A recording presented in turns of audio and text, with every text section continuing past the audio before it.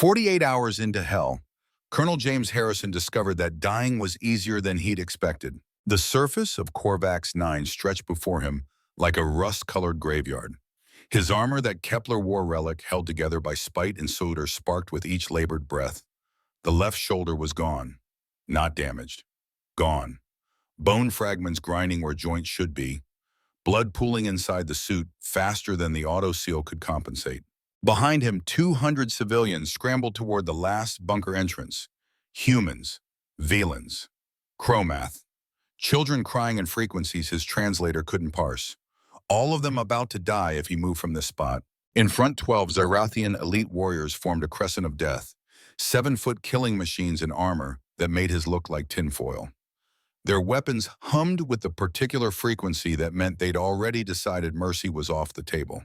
The lead warrior's voice crackled through the thin atmosphere translator, rendering contempt in perfect English. You are one aging human with a destroyed shoulder. Why die for creatures not even your species? Harrison's mouth tasted like copper in failure. Every word cost him, but he forced them out anyway, each syllable bought with blood he couldn't afford to spend. 40 years ago, someone taught me there's no us and them, just people who need protecting and those willing to protect them. His right hand, the one that still worked, fumbled at his wrist console. The hologram flickered to life above his gauntlet, unstable but legible. A document covered in signatures. 47 Earth nations, 23 alien civilizations, ink and intent and desperate hope all bound together. And today, his knees buckled. He caught himself. Barely. Behind him, someone screamed. A child. Human or alien, he couldn't tell. Didn't matter.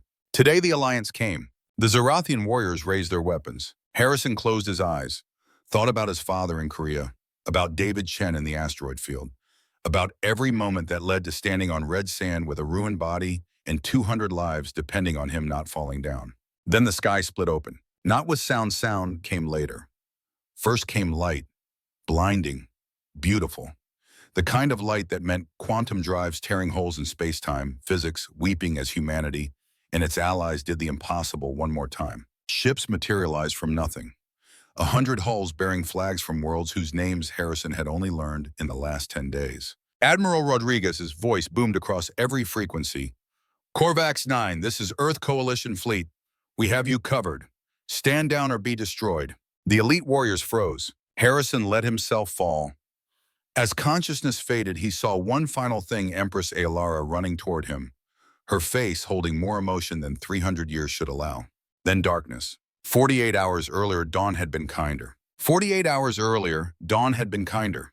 Edwards Air Force Base sprawled across the Mojave like a promise America had made to itself back when reaching for the stars seemed less like hubris and more like destiny.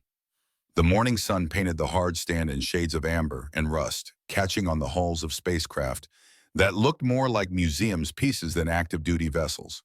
In the employee parking lot, the old one, where the asphalt had more cracks than surface a Chevrolet C10, sat in its usual spot. The truck was older than most of the pilots on base, its paint job a faded green that had once been called forest before time and desert sun turned it into something closer to olive drab. Inside, Colonel James Harrison held his father's service pistol with the kind of reverence most men reserve for holy relics. The M1911 had seen in action in Korea Incheon, to be specific, when Douglas MacArthur made his impossible landing and changed the course of a war. His father had carried it through that frozen hell and brought it home along with stories that got quieter every year until the cancer took his voice entirely. Harrison was 58. His hair had gone gray 5 years ago, then white last year, when the doctor used words like progressive and irreversible about his own mortality. The scar on his left cheek, a souvenir from the Titan's fall engagement, had faded from angry red to pale silver. Time was cruel that way. It healed the wounds but left you with the memories.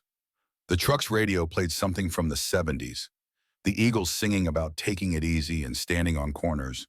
It was the kind of music that made you nostalgic for a version of America that might never have existed outside of songs and sepia-tone photographs. His phone buzzed. Unknown number.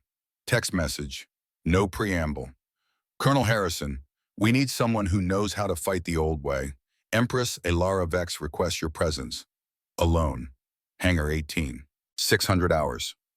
Harrison read it twice.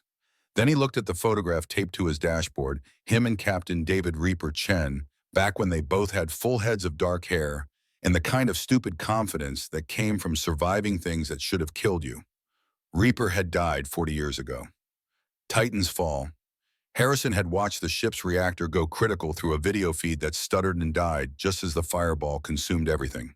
He'd carried that weight for 4 decades, the knowledge that he'd survived when better men hadn't. Technology changes, tactics evolve, but war stays the same. It just finds new ways to break hearts. He tucked the pistol into his belt against regulations, but he was past caring about regulations and drove toward Hangar 18. The hangar squatted at the edge of the base like a secret someone had tried to bury and given up on halfway through. It dated back to the Cold War when America built things to last through nuclear winters and Soviet invasions that never came. The door was ajar. Inside, darkness competed with slivers of morning light that cut through gaps in the corrugated metal walls. Harrison's hand found the pistol grip before his eyes adjusted to the gloom. Then he saw it.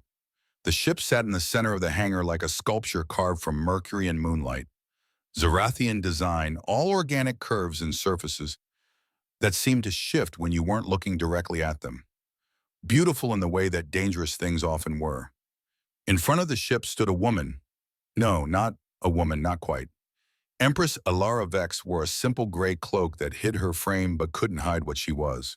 Her skin held that faint luminescence that all Zarathians carried, like she'd been carved from jade and lit from within. She was tall, human tall, which meant short for her species.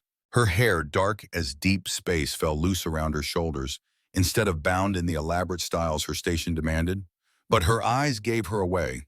Those eyes were the color of bruised plums, deep violet with flecks of silver that caught the light. 3 centuries old if the intelligence briefings were accurate, though she looked no older than 35 in human terms. Time was different for them. Everything was different for them. Harrison kept his hand near the pistol but didn't draw, not yet. Her voice came soft, carrying an accent that reminded him of wind through canyons. "Colonel Harrison, I have heard much about you. The ghost of Kepler, the only human to ever defeat a Zarathian encirclement tactic. With respect, Empress, a Zarathian sovereign appearing in secret on a U.S. air base isn't exactly standard diplomatic protocol." Something that might have been amusement flickered across her face. "I did not come as sovereign. I came as someone desperate." She gestured and a hologram sprang to life between them. The image showed a planet Harrison didn't recognize, red deserts, underground cities, the telltale signs of frontier colonization. Population data scrolled past. 200,000 souls, 40% human, 60% various other species. Children, families, the kind of people who went to the edge of known space looking for something better than what they'd left behind. Corvax 9, my experiment in what your people call integration. For 5 years, it has stood as proof that our species can coexist. The Zarathian High Council has decided this proof is inconvenient. They plan what they term purification. In 72 hours, everyone on that world dies. Harrison's jaw tightened. The word purification had a history, never a good one. So go to the UN, make it public, force them to back down. The Council controls all official channels. Any transmission I send will be blocked. Any ship I officially dispatch will be intercepted. I need someone unbound by politics. Someone willing to sacrifice everything. Someone who, she paused, choosing her words with care. Someone who has already proven they value lives over orders. From her cloak, she produced a small metal case. She opened it with fingers that trembled barely but enough to notice. Inside lay a military identification tag. The metal had tarnished, the engraving worn, but legible. Chen David M. Captain USM Space Division. Harrison's world tilted. His hand shot out, grabbing the tag, his breath coming in short, sharp bursts. "How do you have this Reaper died?" "I watched him die." "Not died, lost. There is a difference." Olara's voice carried something new now, grief maybe, or the ghost of it. 40 years ago, I was not Empress. I was merely a young officer on my first deep space patrol. We found him drifting in the debris field, his suit compromised, his oxygen nearly gone. Protocol demanded I leave him. I chose otherwise. The hangar felt too small suddenly, too airless. He lived on my world. For 40 years, he lived among us. He taught me about humans, about your capacity for mercy, for adaptation, for finding hope in impossible situations. He spoke of you often, the friend who tried to save him, the soldier who brought everyone home. He made me believe that cooperation between our peoples was possible. She stepped closer, her eyes held his, unflinching.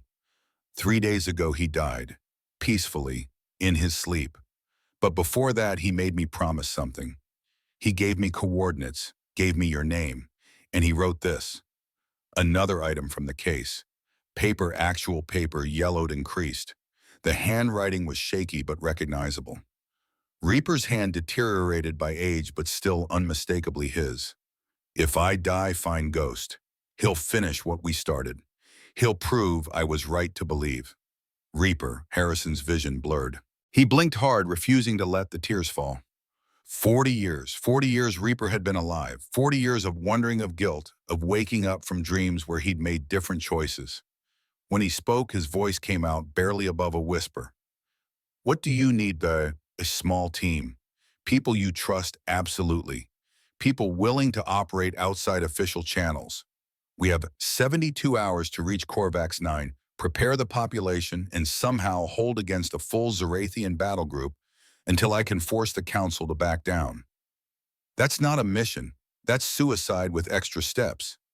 I know, but it is also the only path I see where those people live. David believed you would come. He believed you would understand. Harrison looked at the tag in his hand, at the photograph he'd carried for 40 years, at the face of a woman, an alien woman technically, but the desperation in her eyes was as human as anything he had ever seen. His father's voice echoed in memory. Korea. Chosin Reservoir, the Marines trapped and outnumbered and facing annihilation. Retreat hell, we're just attacking in a different direction. I need to make some calls. Sergeant Sarah Doc Mitchell was elbow deep in a veteran's chest cavity when her phone rang. Metaphorically speaking, the patient was stable, the surgery complete, the post-op report nearly finished. But her hands still shook slightly when she answered the unknown number. This better be good. I've got 30 more patients today. Harrison's voice rough and familiar. They'd served together in the Kepler campaign. She'd kept him alive through 3 separate incidents that should have been fatal. He'd pulled her out of a collapsed bunker when her legs wouldn't work anymore. Doc, I need you for something that's probably going to get us killed. She looked around the VA hospital break room, at the coffee-stained walls, at the motivational posters that had given up trying to motivate anything, at the faces of young men and women who'd come back from various wars with pieces missing, some visible, some not. Does it involve saving people who need saving? Yeah. Then I'm in. When and where Technical Sergeant Marcus Wrench Rodriguez was under a 1967 Ford Mustang when the phone call came. The Mustang belonged to a kid couldn't have been more than 22 who'd saved up 3 years of minimum wage paychecks to buy it. The transmission was shot. The carburetor needed rebuilding. The frame had rust that went bone deep. Rodriguez had quoted the kid an honest price more than the car was worth. The kid had thanked him anyway, said he'd be back when he saved up more. That was 6 months ago. Rodriguez had fixed it anyway. Nights and weekends. Couldn't help himself.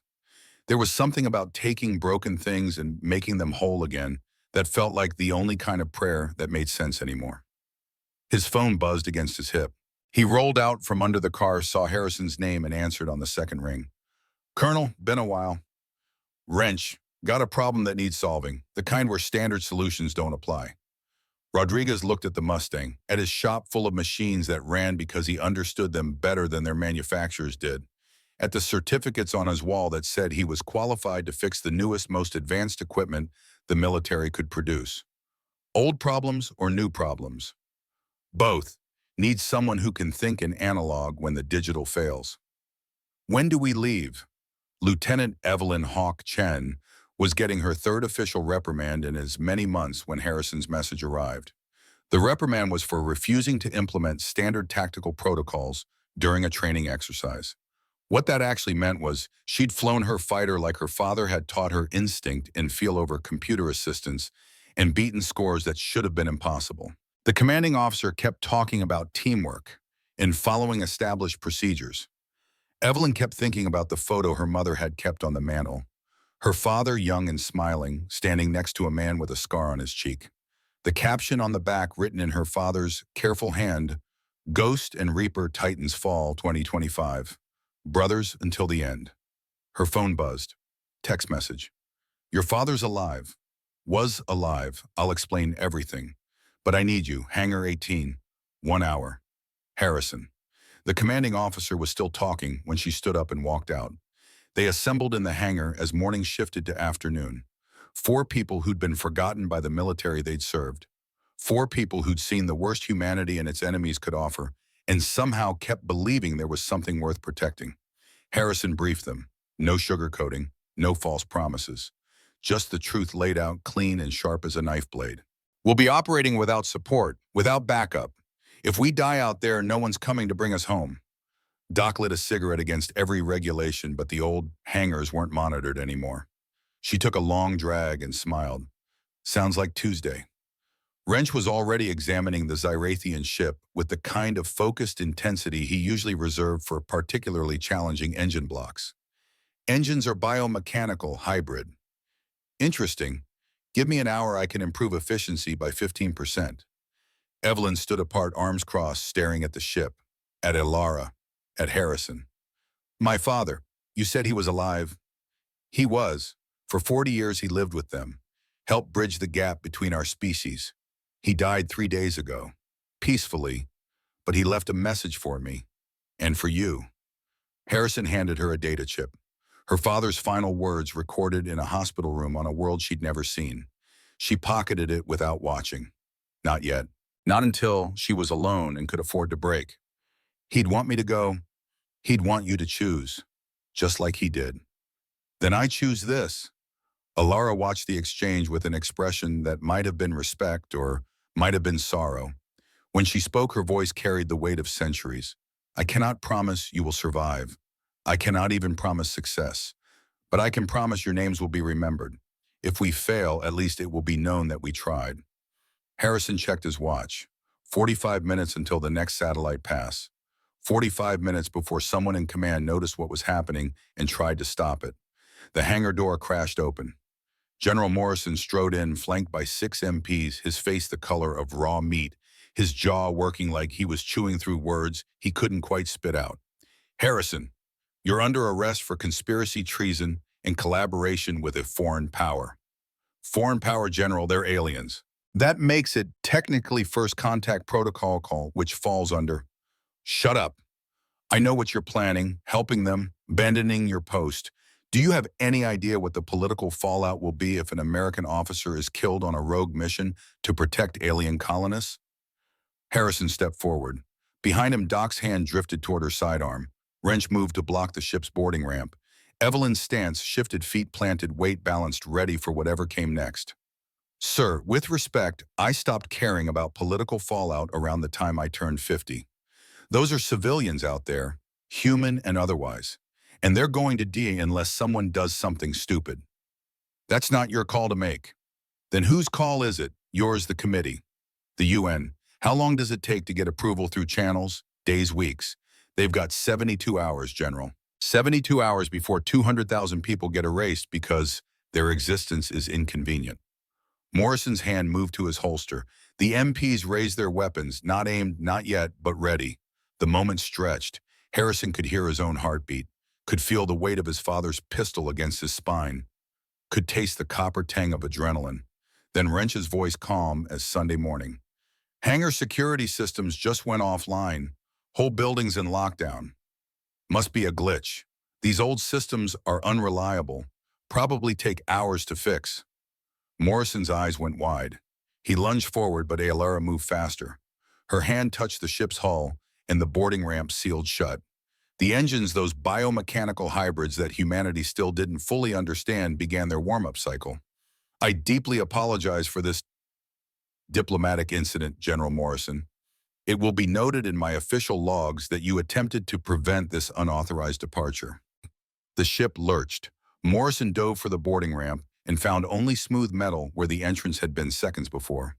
The MPs opened fire, but their rounds sparked harmlessly off shields that bent light and probability in ways that made physics weep. Through the ship's viewport, Harrison watched the general's face contort with rage and something that might have been fear. Then they were moving the hangar doors, blowing outward alarms, shrieking the Mojave spreading out beneath them, like a promise of freedom that tasted like ashes. Evelyn was in the pilot's seat, her hands dancing across controls that should have been alien, but somehow felt right. Doc was already setting up a medical station in what passed for a cargo bay. Wrench had 3 panels open and was muttering to himself about power coupling efficiency. Harrison found Alara in what might have been an observation lounge or a meditation chamber. She stood with her back to him, her reflection in the transparent hull showing an expression he couldn't quite read. That was not how I hoped this would begin. Hope is overrated. Action is what counts. She turned. Those violet eyes held his. David said you would say something like that. Reaper always thought I was more pragmatic than I actually am. Truth is, I'm just too old and too tired to pretend the rules matter when people are dying. You are not old. I'm 58 for a soldier that's ancient. For my people, I am considered young. Yet I have seen 300 years of mistakes and missed opportunities. It is not about years. It is about what those years teach us. The ship broke atmosphere. The sky shifted from blue to black. Stars emerged hard and cold and infinite. What did they teach you? That power without compassion is tyranny. That tradition without progress is stagnation. That my people's greatest strength, our longevity, our technology, our culture means nothing if we use it to crush those who are different. Harrison moved to stand beside her. Together they watched Earth shrink to a marble, then a star, then just another point in the cosmic dark. David told me about Titan's fall, about how you stayed behind to rescue survivors even when command ordered a full retreat, about how you carried 3 wounded soldiers through enemy fire for 6 hours because you refused to leave anyone behind. He said you taught him something important that day. What was that? That courage is not the absence of fear. It is doing what must be done despite the fear. He carried that lesson for 40 years, and he passed it to me. The ship's navigation system chimed. Wrench's voice came through the intercom. Colonel, we've got company. 3 Zerathian interceptors. Council ships, not friendly ones. Harrison's jaw tightened. So it begins. Can we outrun them? Maybe, but they'll just call in more. We need to outthink them. An idea formed. Dangerous. Probably stupid, but stupid plans had worked before. Evelyn plot a course through the asteroid belt, the old mining fields between Mars and Jupiter. Sir, that's a debris field. No one flies through there anymore. Too much junk from the war. Exactly. They'll have fancy AI navigation, predictive algorithms, probability matrices, all that modern nonsense. Doc's voice tinged with amusement. And you want to fly it manually. I want Hawk to fly it manually, the way her father taught her. Old school, instinct and guts. Evelyn's hands were already moving. The ship banked hard, Newton's laws protesting every maneuver. Behind them, the 3 interceptors matched trajectory. Then Wrench did something that made the ship's systems scream. Harrison felt the power fluctuate. Lights dimmed. The artificial gravity stuttered. What the hell was that? Cut power to 70% of our systems. We're running dark except for engines and life support. Their sensors can't get a clean lock if we're not radiating much energy. The asteroid field loomed, rocks the size of buildings tumbling through space at thousands of miles per hour. Any one of them could crack the hull. Any 3 of them could turn the ship into an expanding cloud of debris and regret. Evelyn's eyes were closed. Her hands moved with a grace that spoke of thousands of hours of practice. The ship dove between 2 asteroids with a clearance measured in meters. Banked hard left, rolled inverted, threaded through a gap that shouldn't have existed. Behind them, the interceptors tried to follow. One peeled off its AI, recognizing suicide when it saw it. The other 2 pressed forward. The first one clipped an asteroid. Not hard enough to destroy it, but hard enough to send it spinning into a collision course with its partner. Both ships pulled up, trying to gain altitude, trying to escape the chaos of the debris field. Evelyn kept flying, eyes still closed, breathing steady, every movement precise. They emerged on the far side of the belt. Clear space, the interceptors were gone. retreated, or destroyed? Harrison couldn't tell. The young pilot opened her eyes and smiled. Dad taught me that. Said the best pilots not fly by instruments. They fly by feel. Your father was right about a lot of things. The ship's navigation system updated their trajectory. 36 hours to Corvax 9. 36 hours to prepare for whatever waited there. Harrison moved through the ship checking on his team. Doc had her medical station organized with the kind of efficiency that came from setting up field hospitals and hot zones. Wrench had somehow improved the ship's energy output by 20% and was working on life support optimization. In a small cabin, he found Evelyn watching her father's message. The hologram showed an old man, white-haired, thin, but with those Chen eyes that saw too much and understood more. David Chen's voice recorded days before his death. Evie, if you're watching this, it means Ghost found you. It means you chose to go. I'm proud of you. I'm sorry I couldn't be there to see you grow up, but I need you to understand something. The work I did, the bridge I tried to build between humans and Zerathians, it was all for your generation. For a future where the question isn't, are they human or alien, but do they need help? Your mother named you Evelyn because it means wished for child. You were my wish, my hope. And whatever happens next, know that I died believing we could be better than our fears. Fly well, daughter, and bring Ghost home. The message ended. Evelyn sat in silence, tears running down her face, making no attempt to wipe them away. Harrison left her to her grief. Some moments were too private to intrude upon. In the observation lounge, Alara stood in meditation, or prayer, or whatever her people did when facing impossible odds. David spoke of you often. In those last days when the illness took him, your name was one of the few things he could remember clearly. I wish I'd known. Wish I'd had 40 more years with him. He made me promise something. Before he died, he made me promise that I would tell you a truth I have told no one else. She turned. Those violet eyes were wet. I saved him because I wanted to prove my father wrong. My father believed humans were beneath us. Violent. Short-lived. Not worth the effort of understanding. So when I found David dying in the debris field, I chose to save him to prove a point. Petty rebellion by a daughter against a father's prejudice. Her hands trembled. But then I knew him, learned from him, watched him grieve for a world he would never see again, for a friend he believed was dead, for a life he could not reclaim. And yet he chose to help me, chose to teach me, chose to believe that I could be better than my father. He had that effect on people. 2 years ago, my father was assassinated. We believed it was human agents. It nearly started a war. David, she paused, struggling with the words. David helped me see that the assassination was planned by someone who wanted that war, someone who profited from conflict. We exposed them, prevented the war, but the damage was done. The council became paranoid, isolationist. They see cooperation as weakness now. And Corvax 9 is the symbol of everything they fear. Yes, a world where humans and Zerathians and a dozen other species live together, where children play without knowing they are supposed to hate each other, where the future is not drawn along species lines but along shared dreams. The ship's sensors chimed, Wrench's voice over the intercom. Colonel, we've got a transmission. Quantum encrypted. Someone's been waiting for us to clear the jamming zone. The hologram resolved into a face Harrison knew. Admiral Chen Rodriguez, no relation to David. The surname was coincidence, had been a captain during the Kepler War. Now he commanded the Fifth Fleet. His expression was grim. Ghost, got your message. The one you sent before you left Earth. Had to route it through 6 different relays to avoid the usual channels. Admiral, didn't think you'd respond. David Chen saved my life once. Covered my extraction when my transport took fire. I owed him.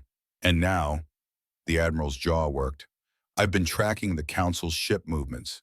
They're mobilizing everything. 20 capital ships. 50 escort vessels. This isn't an enforcement action. It's extermination. Can you help? Officially, no. I'd be relieved of command in an hour. Unofficially, the Admiral smiled without humor. I might have accidentally transmitted your destination and situation to every embassy, news outlet, and military contact I've accumulated over 30 years.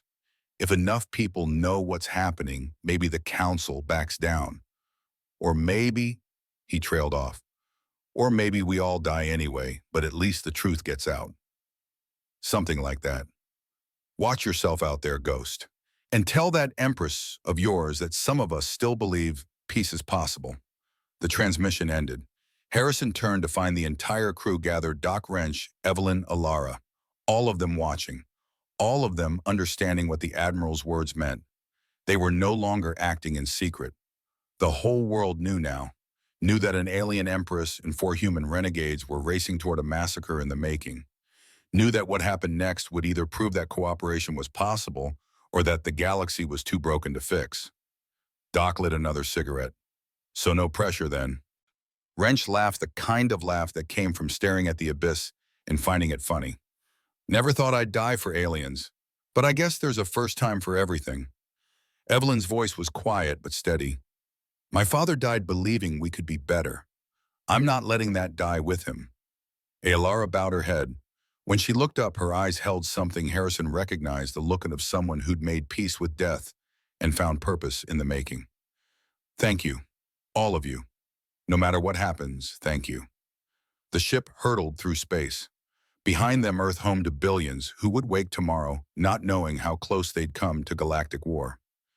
Ahead, Corvax 9, a world of 200,000 souls who didn't know salvation was coming, in the form of 4 aging soldiers and an empress betting everything on compassion. Harrison moved to the observation deck, watched the stars stream past. Thought about his father in Korea fighting against impossible odds because retreat wasn't an option. Thought about David Chen spending 40 years building bridges that might collapse the moment he was gone. But maybe not. Maybe something could be built that lasted. Maybe one desperate mission could change the trajectory of species who'd been enemies for too long. Or maybe they'd all die badly on a frontier world, and history would record this as a footnote in the long catalog of failed attempts at peace. Either way, they were committed now. The ship's navigation chimed. 35 hours to destination. Harrison closed his eyes and tried to remember what hope felt like. Corvax 9 appeared first as a rust-colored marble against the black, then as a world of wind-carved canyons and underground rivers that humanity's best terraformers had deemed marginal but habitable. The Zerathians had called it worthless. A dozen other species had looked at the surveys and moved on to greener worlds, which made it perfect for people who had nowhere else to go. The ship descended through atmosphere that tasted of iron oxide and ancient dust. Below the surface showed scars from mining operations, some human, some alien, all abandoned when the resources ran dry and the corporations moved on. What remained were the people too stubborn or too poor to follow. Evelyn brought them down in a canyon system that twisted like intestines, her hands steady on controls that responded to thought as much as touch. The landing zone was a flat stretch between 2 cliff faces, shielded from orbital sensors by rock that contained enough ferrous material to scatter most scanning frequencies. The hatch opened to reveal a welcoming committee, 50 people give or take. Humans mostly, but Harrison counted at least 6 different species represented. They carried mining equipment retrofitted into weapons, plasma cutters, industrial lasers, explosives meant for cracking rock. Their faces showed the kind of weathering that came from living on worlds where the environment was actively trying to kill you. At their front stood an old woman whose skin had the bluish tint of the Velen species. Elder Cora, according to the briefing Alara had provided. She'd been a professor of xenolinguistics before the war, then a refugee, then finally a leader of people who'd run out of places to run to. Cora's voice carried the rasp of someone who'd breathed too much recycled air. Empress Alara, we received your warning. 42 hours, you said. We've been preparing, but... She gestured at the assembled civilians. We're miners and teachers, not soldiers. Harrison stepped forward, his boots crunching on the red sand. The gravity here was 0.8 standard light enough to make every step feel like he might float away. His shoulder, the one that would be destroyed in 40 hours, twinged with phantom pain as if his body already knew what was coming. I'm Colonel Harrison. This is my team. We're going to teach you how to fight. A man near the back, young, maybe 25, with the kind of baby face that made him look even younger, laughed. Not mockingly, the sound carried genuine disbelief. Fight against the Zerathian fleet with mining tools. Doc stepped up beside Harrison. She'd changed from her medical scrubs into something more practical, combat fatigues from the Kepler war patches still visible, where rank insignia had been removed. Her voice carried the kind of authority that came from telling people they were going to survive right before cutting them open to make it true. We're not going to fight the fleet. We're going to make it expensive enough that they question whether this is worth it. Guerrilla tactics, asymmetric warfare, making them bleed for every meter. Wrench was already moving through the crowd, examining their equipment with the focus of a surgeon studying anatomy. He stopped at a woman carrying what looked like a thermic lance. How many of these do you have? 30, maybe 40, for cutting through dense ore. Perfect. I can convert these into anti-armor weapons. Won't punch through capital ship hulls, but infantry armor. He smiled, like a hot knife through butter. Cora's expression shifted from despair to something that might have been hope if hope wasn't such a dangerous thing to carry. Show us. The underground city of Corvax 9 had been carved from living rock over 5 years, one desperate meter at a time. Corridors twisted through stone, following the paths of least resistance, creating a labyrinth that only locals could navigate. Living quarters were small, 2 meters by 3, but each one showed signs of life. Children's drawings on the walls, photographs of worlds left behind. Prayer beads from a dozen different faiths hanging beside LED grow lights nurturing plants that remembered what real sunlight tasted like. Harrison stood in what passed for a town square, a junction where 6 tunnels met, enlarged enough for 200 people to gather. The ceiling arched 30 meters overhead, reinforced by support beams that Wrench was already examining with professional interest. The population assembled. Harrison had expected panic. What he saw instead was resignation mixed with determination. These were people who'd already lost everything once. Losing it again just meant they were getting good at it. He climbed onto a cargo container that had been repurposed into a speaking platform. The crowd quieted. I won't lie to you. The fleet coming here has weapons that can crack this planet's crust. They have ships that can sterilize the surface from orbit. They have soldiers trained from birth to fight. He paused. But they don't have what you have. Someone shouted, "What's that, a death wish?" Home, they're fighting because someone told them to.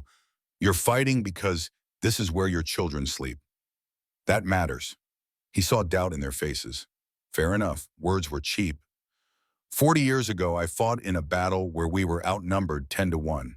The enemy had better equipment, better training, better everything. They should have wiped us out in an hour. Want to know why they didn't? The crowd leaned forward. Because we didn't fight fair. We used the terrain. We made them come to us. We turned their advantages into disadvantages. And when they finally broke through our lines, they'd lost so many troops that command pulled them back. We didn't win, but we didn't lose either. And sometimes that's enough. Evelyn stepped forward. She'd been quiet since they landed, processing grief and duty in equal measure. Now her emotions cut through the cavern with the clarity of someone who'd made a decision and wouldn't be swayed. My father lived with the Zarathians for 40 years. He told them stories about Earth, about how humans fight. They know our standard tactics. They've studied our military doctrine. She smiled without warmth. But they've never fought desperate people with nothing left to lose. That's our advantage. Cora raised a hand. When she spoke, her voice carried the weight of someone asking the question everyone wanted answered. How long can we hold? Harrison met her eyes. Long enough for the galaxy to see what's happening here. Long enough for the truth to get out. Admiral Rodriguez is already spreading the word through every channel he has. If we can survive 48 hours, the political pressure might force the council to back down. And if it doesn't, then we die buying time for 200,000 people to evacuate. And we make sure history remembers we didn't go quietly. The young man who'd laughed earlier stepped forward. Up close, Harrison could see the resemblance, the same jawline, the same eyes as General Morrison. This had to be Jake, the son who'd abandoned his father's war to find peace on the edge of nowhere. I'm in, whatever you need. Others followed, not everyone. Some held back afraid or realistic or both. But enough stepped forward to make a force, enough to turn a massacre into a battle. Training took 12 hours they didn't have. Harrison divided them into groups: close quarters, combat equipment, familiarization, tactical movement through the tunnels. Doc ran medical training, teaching people how to treat plasma burns and radiation exposure with the limited supplies available. Wrench converted mining equipment into weapons, his hands moving with the confidence of someone who'd spent a lifetime making things work that shouldn't. Harrison found himself teaching a class on improvised explosives. 15 people ranging from teenagers to a man who claimed to be 93 in Earth years. They gathered in a side chamber that smelled of mineral dust and fear. First rule, respect the explosive. It doesn't care about your good intentions. Mix it wrong, you die. Use it wrong, you die. But use it right. He demonstrated with inert materials showing the proper ratios. You can stop a tank. A teenage girl with green-tinted skin, Velen-like Cora, raised a tentacle-like appendage. The Zarathians have energy shields. How do we get past those? Shields are designed to stop energy weapons and high-velocity projectiles. They're not great against slow-moving explosives that use chemical reactions. Plant your charge. Wait for them to pass. Detonate from a distance.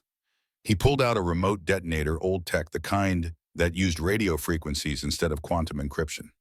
Low tech, hard to jam, hard to detect. The girl's expression, he was getting better at reading Velen faces, showed understanding, mixed with horror at what she was learning to become. I came here to study xenobiology. Now I'm learning to kill.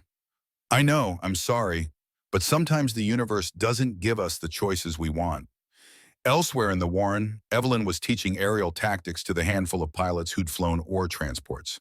The ships were designed for cargo, not combat, but she showed them how to use mass as a weapon, how to position so the enemy had to fire through their own forces, how to run when running was the only option. One pilot, human late 40s, with the nervous energy of someone who'd seen too much, kept shaking his head. This is suicide. They'll vaporize us the second we clear the atmosphere. Probably, but while they're shooting at you, they're not shooting at the city, and every second counts. I have a daughter. She's 8. What do I tell her? Evelyn's voice softened. You tell her you loved her enough to give her a chance. That's all any of us can do. 28 hours before the fleet arrived, Harrison received a transmission. The encryption was military-grade and Zarathian in origin, which shouldn't have been possible.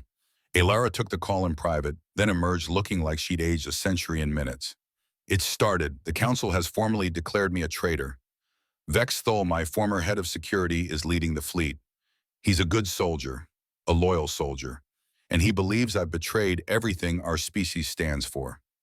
Harrison had seen Vex's file. The Zarathian was 7 feet tall, had commanded 40 successful military operations, and held decorations for valor that filled 3 pages. He was also known for his rigid adherence to protocol and his belief that Zarathian culture was superior to all others. Can you reason with him? I've known Vex for 100 years. He's not cruel, but he's absolutely certain that integration with other species will destroy us. To him, this isn't genocide, it's, she struggled for the word, pruning, removing a diseased branch to save the tree. Then we make the cost of pruning too high.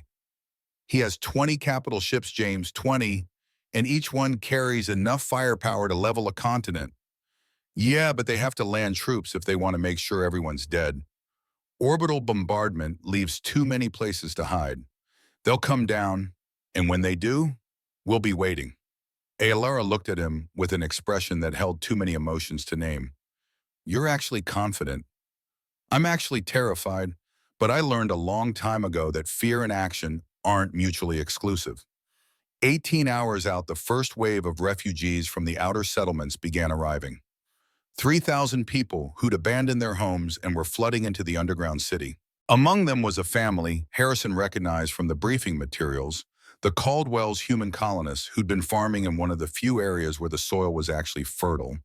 The father, Thomas Caldwell, was carrying a child no more than 5 years old. The mother, Sarah, was helping an elderly Zarathian walk. The sight stopped Harrison in his tracks. An elderly Zarathian, here on a human colony world, being helped by a human woman. He approached carefully.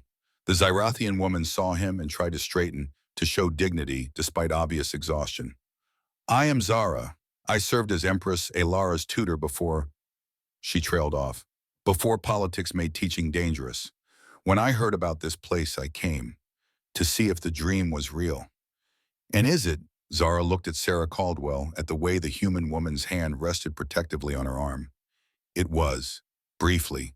Now. Her voice broke. Now I will die here, but at least I will die having seen what could be. Sarah's jaw set with the kind of stubbornness that had probably gotten her family all the way to Corvax 9 in the first place. You're not dying. None of us are. These soldiers are going to teach us how to fight. I am 340 years old. My fighting days are long past. Then you'll help in medical or logistics or childcare. Everyone fights in their own way. Harrison left them to it, found Doc organizing the influx of refugees, her medical training seamlessly shifting to triage and resource allocation.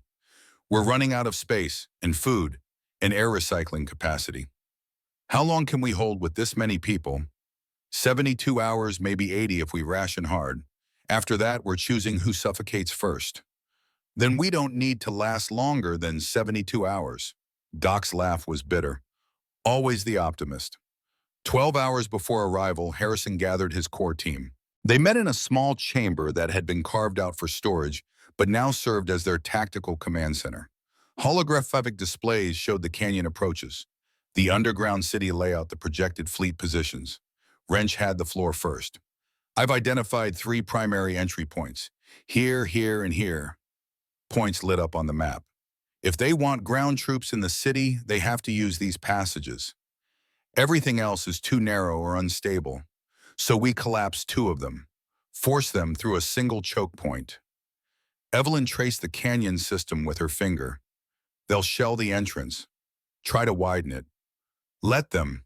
The more rubble, the slower their advance. And I've got surprises buried in the debris. Doc pulled up casualty projections.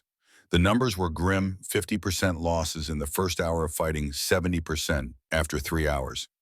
We need a field hospital as deep in the complex as possible, and we need to prep blood supplies now. I can teach basic first aid, but trauma surgery. She shook her head. I'm one person. Then we make sure they don't get to the hospital level. Wrench, I want every tunnel between the entrance and the civilian areas turned into a kill box. Can you do it? With what I've got, yeah, it won't be pretty, but it'll slow them down. Harrison turned to Elara.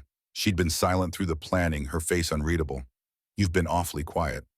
I am trying to understand how my species became the monsters in this story. We were explorers once. Scientists. Artists. When did we become exterminators? Same way humans did, probably. One compromise at a time. One rationalization. One decision that seemed reasonable until you looked back and didn't recognize what you'd become. Can it be undone? I don't know, but stopping this, that's a start. 6 hours out, the tension became physical. People moved faster. Voices carried urgency. Children were being gathered in the deepest chambers, surrounded by adults who tried to project calm while clutching weapons that still smelled of industrial grease. Harrison found Jake Morrison alone in a side tunnel, staring at a photograph.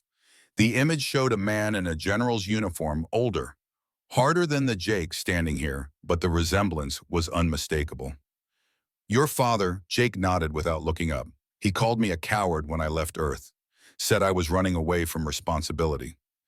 His voice was flat, drained of emotion. Maybe he was right. You know what courage is? It's not the absence of fear. It's doing what's right even when fear tells you to run. You came here looking for peace. That's not cowardice. Peace, Jake laughed without humor. Look how that turned out. You think your father's way is better strength through dominance, victory at any cost. I think, Jake struggled with the words, I think maybe there's no right answer. Maybe we're all just doing our best with impossible choices. Harrison sat down beside him. His knees protested age catching up in a way that no amount of training could prevent. Your father and I served together. Did you know that Kepler campaign? He saved my life twice. I saved his once. We were friends before politics made friendship complicated. He never mentioned you. Not surprised, I represented a choice he didn't make. The possibility that maybe military force isn't always the answer. Harrison paused. But here's the thing, he wasn't wrong to fight. Sometimes violence is necessary. The question isn't whether to fight, it's what you're fighting for. And what am I fighting for, boss? Look around, these people chose to build something together. Different species, different cultures, different everything. And they made it work. That's worth protecting. Jake was quiet for a long moment. Then he folded the photograph and tucked it away. I'll tell him you said hello. If I survive. When you survive, think positive. 3 hours out, Elara received her final communication from the fleet. Vex Thul's face filled the hologram, his expression carved from granite. Empress, there is still time to surrender. Come aboard my vessel. We will discuss terms. Terms Vex, these are civilians, families, children. They are a corruption of everything we stand for. The Council has made its decision. The Council is wrong. Then you are traitor to your own species. His voice softened fractionally. Elara, I've known you since you were a child. Your father would be ashamed of what you've become. My father was murdered to start a war. I think he'd understand trying to prevent another one. You were always too sentimental. It's your greatest weakness. The communication ended. Harrison had been listening. He waited until Elara's shoulders stopped shaking before speaking. He's not going to back down. No, he's a true believer. Those are always the most dangerous. Then we make him break, or we break trying. 30 minutes out, the first ships appeared on sensors. Not the full fleet, just scouts surveying the canyon system, identifying entry points. Evelyn took one of the converted ore haulers up, flying through the canyons at speeds that made the hull groan. She caught one scout at the apex of its scanning run. The ore hauler, now loaded with 30 tons of explosive-laden debris, rammed it at full thrust. Both ships vanished in a fireball that lit the canyon walls. Her ejection pod crashed 3 kilometers from the city. Harrison watched her vitals on his display, alive, injured, but crawling toward home. Wrench's voice over comms. That's 1 down, 19 capital ships and 47 escorts to go. She bought us something, though. They know we'll fight. Will it matter? Ask me in 48 hours. The fleet entered orbit with the kind of precision that spoke of experienced commanders and crews that had done this too many times. 20 capital ships arranged themselves in a geosynchronous ring above the primary settlement area. Escort vessels spread out, creating a sensor net that covered the entire planet. Then the bombardment began. Not on the city, not yet. They were testing defenses, feeling for anti-orbital weapons that didn't exist. Explosions blossomed across the surface like deadly flowers. Each blast sent shockwaves through the underground complex. Dust rained from the ceiling. Support beams creaked. In the medical bay, Doc was holding the hand of a child whose leg had been crushed by falling rock. The girl, human, maybe 7 years old, looked up with eyes too old for her face. Are we going to die? Doc met that gaze without flinching. Not if I have anything to say about it. The bombardment stopped. In the sudden silence, everyone held their breath. Then the dropships began their descent. Harrison stood at the primary entrance, watching through a portable monitor as 40 assault craft entered the atmosphere. Each one carried 50 troops. 2,000 soldiers coming down on a city of civilians defended by 4 aging warriors in a population that had learned to use weapons in the last 24 hours. He keyed his comm to the command channel. All units, this is Ghost. Wait for my signal. Do not fire until they're in the kill zone. We only get 1 shot at surprise. The dropships descended through the morning light, if you could call the dim red sun of Korvax 9 morning. They landed in formation ramps, dropping troops, deploying with the efficiency of professional soldiers. Vex Thul was in the 3rd wave. Harrison watched him through the scope of a rifle that had been manufactured when his grandfather was young. The Zarathian commander stood 7 feet tall, his armor gleaming with rank insignia and campaign medals. He was scanning the canyon walls, looking for threats, finding nothing obvious. Harrison let him get 50 meters from the entrance. Then he gave the signal. The canyon exploded. Wrench had placed charges in a pattern that funneled the blast inward and up. Rock faces that had stood for millions of years suddenly decided gravity was more important than structural integrity. Thousands of tons of stone crashed down on the assembled troops, not all of them. Shields absorbed some impacts, quick reactions saved others. But the neat military formation dissolved into chaos. And into that chaos, the defenders poured fire. Mining lasers designed to cut through ore now carved through armor. Improvised explosives detonated in clusters, shrapnel designed by Wrench to defeat energy shields through sheer overwhelming volume. The weapons were crude, but at close range, crude was enough. The Zarathians responded with professional discipline. Return fire came immediately organized and devastating. The entrance tunnel lit up with energy discharges. 3 defenders died in the first exchange, 7 more in the second, but they held. Harrison was firing methodically, one shot, breathe, another shot. Each trigger pull sent a projectile downrange at velocities that made Zarathian shields work hard. Each hit mattered. Beside him, Jake Morrison was using a converted plasma cutter with surprising skill. The young man who'd been learning xenobiology was now learning the practical application of thermal dynamics on living tissue. They're trying to flank us through the secondary passage. Wrench's voice crackled over comms. Not anymore, they're not. The secondary tunnel collapsed. More rock, more screaming. The Cyrathians were learning that technological superiority meant less in an environment where the defenders knew every centimeter and had spent 12 hours turning it into a death trap. But they were also learning. Harrison saw tactical units forming, moving with the kind of coordination that came from shared combat experience. They were adapting. Quickly. Doc, how many casualties? 15 dead, 23 wounded. I'm running out of everything that matters. The battle had been raging for 40 minutes. They had 47 hours and 20 minutes to go. Vex Thul pulled his forces back after the first hour. Not a retreat, a tactical regrouping. From his command ship, he studied the battlefield with the kind of cold analysis that had made him legendary. The defenders had bloodied his nose. 30% casualties in the first wave. Unacceptable against what should have been farmers with mining tools. He'd underestimated them, a mistake he wouldn't repeat. Harrison watched through cracked monitors as Zarathian troops consolidated positions at the canyon mouth.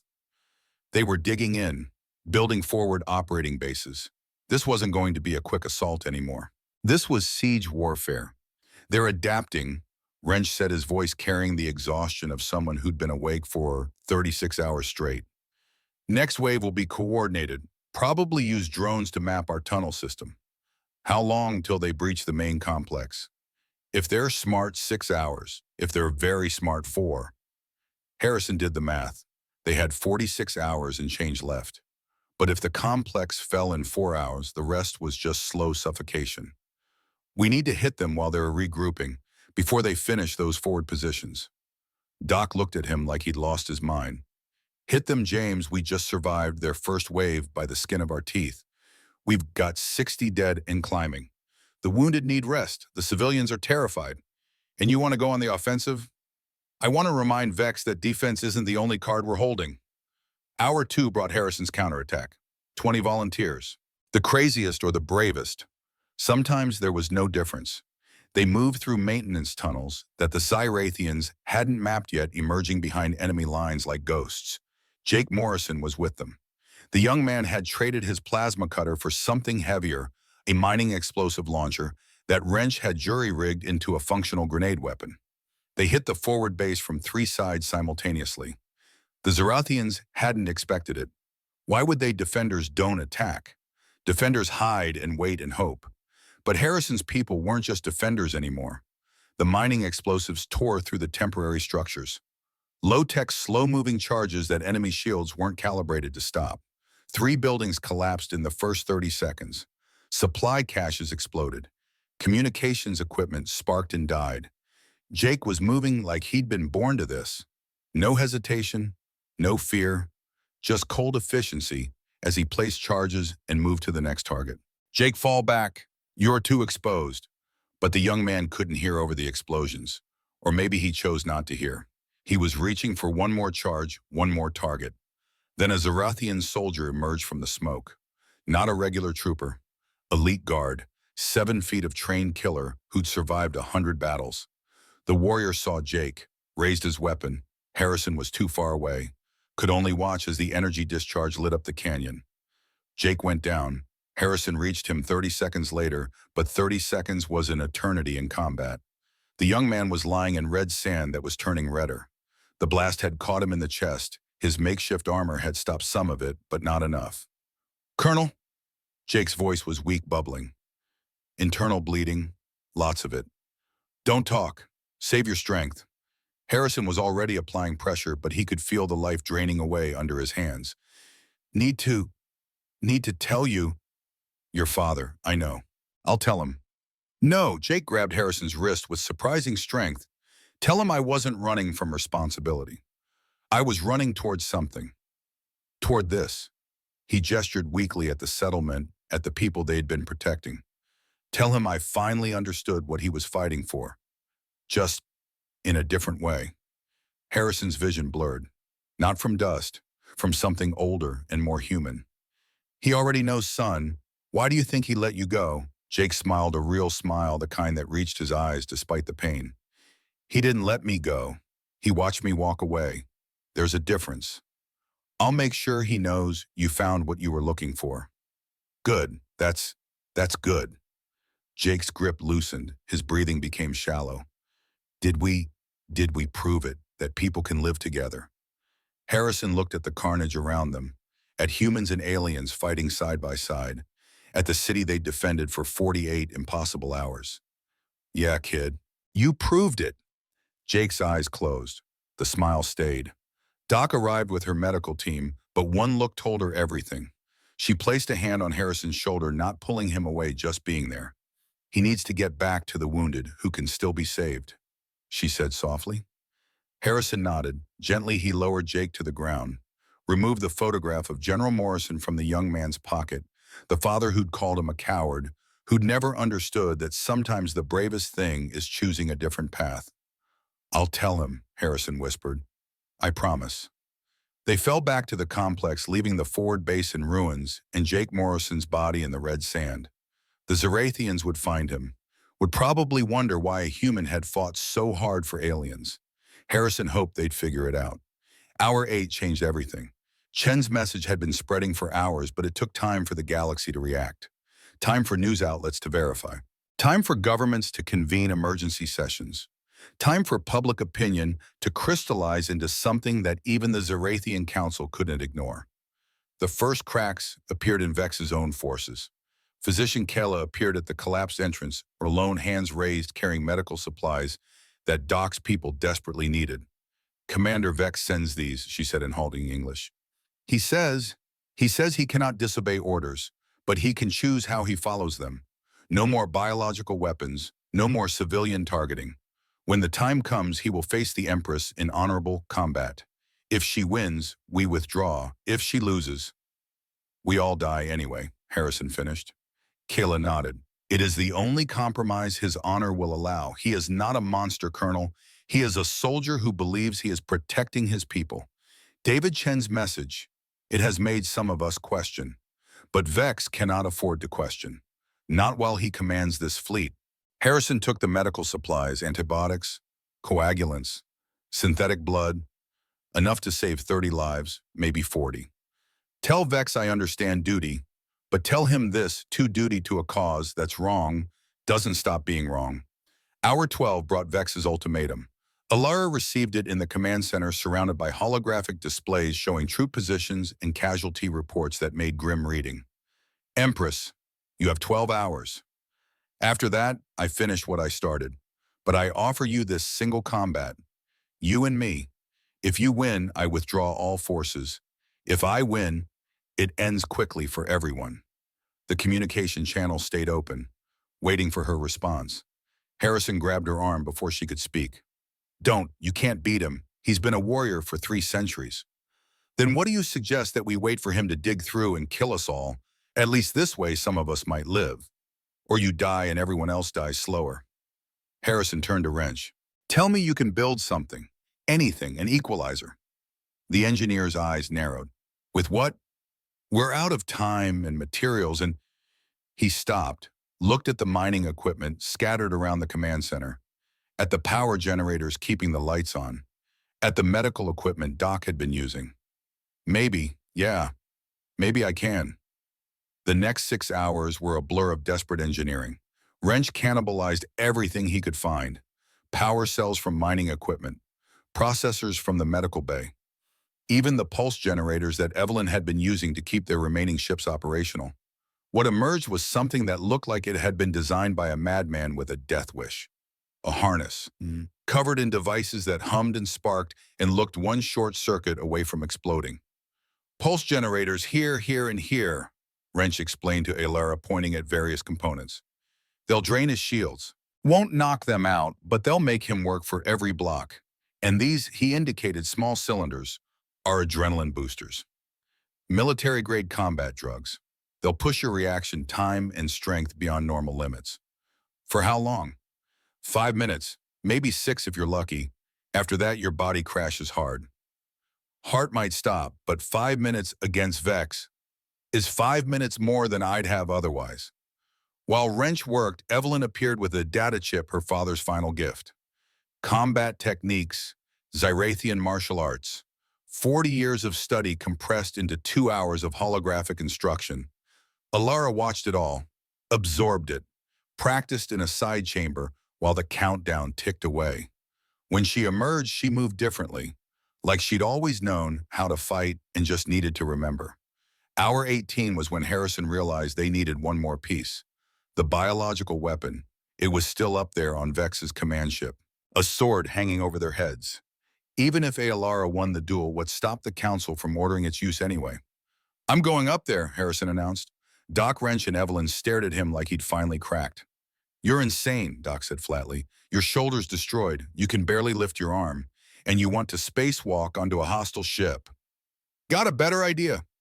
"Silence, Vazais. That's what I thought." Hour 20 brought Harrison to the surface, suited up in an EVA rig that was older than most of the people he had been fighting beside. The suit's oxygen indicator showed 8 minutes. That was optimistic. The seals were degraded. The power cells were on their last legs.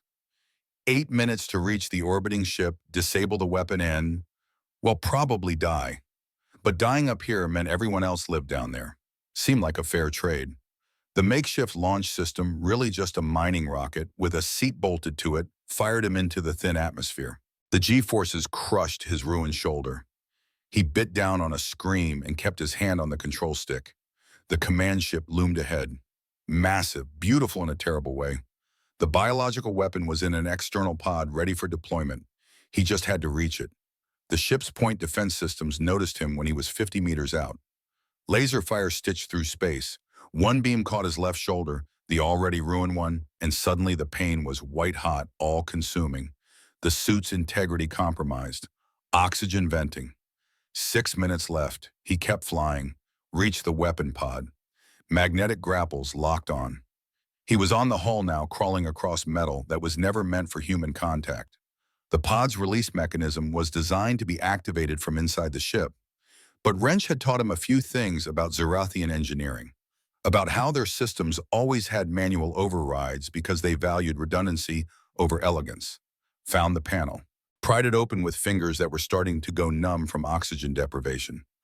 4 minutes, crossed the wires, jury-rigged a timer from his suit's own power cell, set it for 30 seconds, 3 minutes, pushed himself away from the ship, aimed for anywhere that wasn't here. The weapon pod detached, drifted. The small thrusters Harrison had rigged fired, pushing it toward the sun, slow but inevitable. 2 minutes. He tried to activate his return thrusters. Nothing. The laser hit must have damaged more than just his shoulder.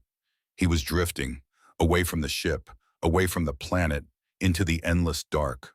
1 minute. His vision tunneled, hypoxia taking hold. His father's voice in his head telling him about Inchon, about fighting when there was no fight left. 30 seconds. Alara's voice over the comm, distant and breaking up. "James, hold on. Rescue craft coming." 15 seconds. He thought about David Chen, about 40 years of building bridges, about whether any of it had mattered. 5 seconds. Darkness, then light. A massive mechanical hand, gentle as a whisper, wrapped around him, pulled him into a rescue bay. Oxygen flooded his lungs. He gasped, coughed, tasted blood. Admiral Rodriguez's face appeared above him. Older than Harrison remembered, but smiling. "Gotcha, Ghost. David's message reached us. Half the fleet's here. You're not dying on my watch." Harrison tried to speak. "Managed the weapon. On its way to the sun. You mad, magnificent bastard. You actually did it." Then Doc's face, angry and relieved and already scanning him with medical equipment. "Shoulders completely destroyed. You'll need reconstructive surgery, multiple procedures, physical therapy for months. And that's if you're lucky." Harrison smiled through the pain. But everyone else lives because of you. 48 hours into hell, Colonel James Harrison discovered that dying was easier than he'd expected. But living was harder. Living meant watching Jake Morrison's body return to his father. Living meant carrying the weight of 78 names. Living meant knowing you'd made it when so many others hadn't. But living also meant seeing 200,000 people walk free under an alien sun. Meant watching Alara stand victorious after 5 minutes of combat that would be studied for generations. Meant knowing that somewhere David Chen was smiling. The surface of Korvax 9 stretched before Harrison like a rust-colored promise. His armor, that Kepler war relic, was a total loss. His shoulder was gone in any meaningful sense. But he was alive. Behind him, 200 civilians scrambled toward the last bunker, not fleeing anymore but returning home after the all-clear had been given. In front, 12 Zarathian elite warriors stood at attention, not pointing weapons, saluting. Their commander stepped forward, not to attack, to offer respect. "You fought with honor, Colonel. All of you." Harrison managed a nod. Every movement cost him, but some things were worth the price. The sky split open again, not with violence this time, but with hope. Relief ships, medical transports. The combined fleet of a galaxy that had finally decided cooperation was worth fighting for. Admiral Rodriguez's voice across all frequencies. "Korvax 9, this is Earth Coalition Fleet. The siege is over. Repeat, the siege is over. Medical assistance is inbound. You held the line. All of you held the line." Harrison let himself fall. As consciousness faded, he saw Alara running toward him, her face holding more emotion than 3 centuries should allow. She was crying, laughing, alive. They'd done it. Against every odd, every calculation, every reasonable expectation, they'd proven that one desperate mission could change everything. Then darkness took him for the last time that day. But this time it was the darkness of earned rest, not permanent ending. This time there would be a tomorrow. The transmission changed everything and nothing. Vex Thul received 47 orders to cease operations in the span of 10 minutes. From Earth governments, from neutral species, from Zyrathian diplomatic corps members who suddenly discovered they had opinions about exterminating civilians. The Council itself sent 3 separate communiques, each one more panicked than the last as the political cost of Korvax 9 became impossible to ignore. Vex ignored them all. Harrison watched through cracked monitors as the Zyrathian commander transmitted his response to every authority that had contacted him. The message was brief, delivered with the calm of absolute certainty. "I am a soldier. I follow the orders I was given when this mission began. Those orders have not been countermanded by the Council. Everything else is noise." Then he resumed the assault with renewed intensity, as if trying to finish the job before the political machinery could actually stop him. The third wave hit at hour 8. No more probing, no more tactical patience. Vex threw everything at the central complex, ground troops, aerial bombardment, from drones too small for the mining lasers to track, and something new that made Harrison's blood run cold. Biological agents, not lethal. Vex wasn't quite ready to cross that line. But incapacitating gas flooded the upper tunnels, forcing the defenders deeper into the complex. People collapsed mid-stride, their nervous systems shutting down as the agent did its work. Doc couldn't treat them. There was no antidote for something designed by Zyrathian military research. They had to abandon the outer defensive ring entirely. 2 hours later, they abandoned the second ring. At hour 12, Harrison stood in the central cavern, the original town square where he'd given his speech about fighting for home, and counted bodies. 63 dead, 140 wounded. The civilian population was crammed into the deepest chambers. Now 3 families sharing spaces meant for one oxygen recycler screaming warnings about CO2 buildup. Wrench appeared from a side tunnel, his face gray with exhaustion. "I can collapse the main access shaft, bury it completely. Buy us maybe 6 more hours." "Do it."